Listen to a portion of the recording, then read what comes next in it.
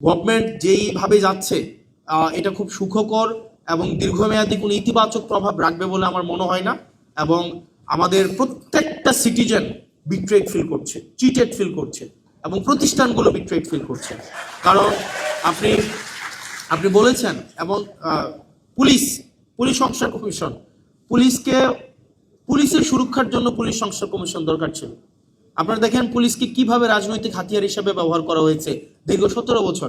ভাই, পুলিশই তো মানুষ, সে মানুষ না, তারও তো নিজস্ব প্রোটেকশনের দরকার আছে। কিন্তু আপনি দেখেন আবার পুলিশের পোস্টিং, আবার পুলিশের প্রমোশন, আবার পুলিশের পদায়ন, সবগুলাকে আপনার মন্ত্রীর ইচ্ছার মধ্যে আপনি রেখে দিলেন।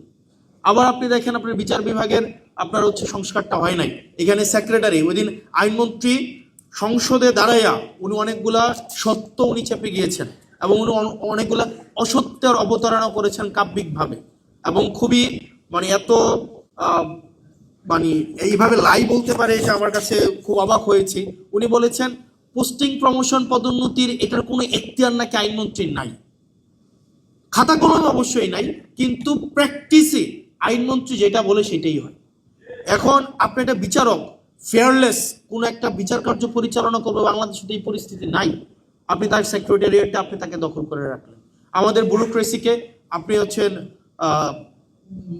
স্ট্রাকচারাল রিফরমেশন আনলেন না, এবং এটা না আনার কারণে যেটা হয়েছে, পুরা জাতির প্রত্যেকটা ভোটার, ইভেন বিএনপিকে যারা ভোট দিয়েছে তারাও প্রতারিত হয়েছে, তারাও নিজেরা টিকিট ফিল করছে। কারণ দিন শেষে তো বিএনপি রাষ্ট্র কাঠামোর বাইরে না। বিএনপির হয়তো আপনি যদি পার্টি পলিটিক্স করে কত একটা নির্দিষ্ট যদি অংশ 5% বা 10% পার্টি পলিটিক্স করে, ভোটার মানেই তো কর্মী না। যারা ভোট দিয়েছিল যে বিএনপি এসে এইগুলোর সংস্কার করবে, তারাও এখন বিট্রেড ফিল করছে। সেজন্য আমাদের এখন রিঅর্গানাইজ হইতে হবে। আমাদের এখানে যারা আছে আমাদের রিঅর্গানাইজ হইতে হবে। আমাদেরকে মনে রাখতে হবে শুধুমাত্র ফাইটটা সংসদের ভিতরে না, আমাদের সংসদের বাইরে, আমাদের প্রত্যেকটা জায়গা থেকে আমাদের এই যে সংস্কারের যে আকাঙ্ক্ষা, আমাদের রাষ্ট্র কাঠামোর প্রত্যেকটা ব্যক্তি, প্রত্যেকটা আমজনতা যে নাগরিক হয়ে উঠবে, সেই লড়াইটা আমাদের সেটা অব্যাহত রাখতে হবে। সেটা সংসদের ভিতরে এবং সংসদের বাইরে একইভাবে অব্যাহত রাখতে হবে। আবার যেন এমন কোন সিস্টেম বিদ্যমান না থাকে যে সিস্টেমের মধ্য দিয়ে আবার নতুন করে শেখ হাসিনা উৎপাদন না হয়।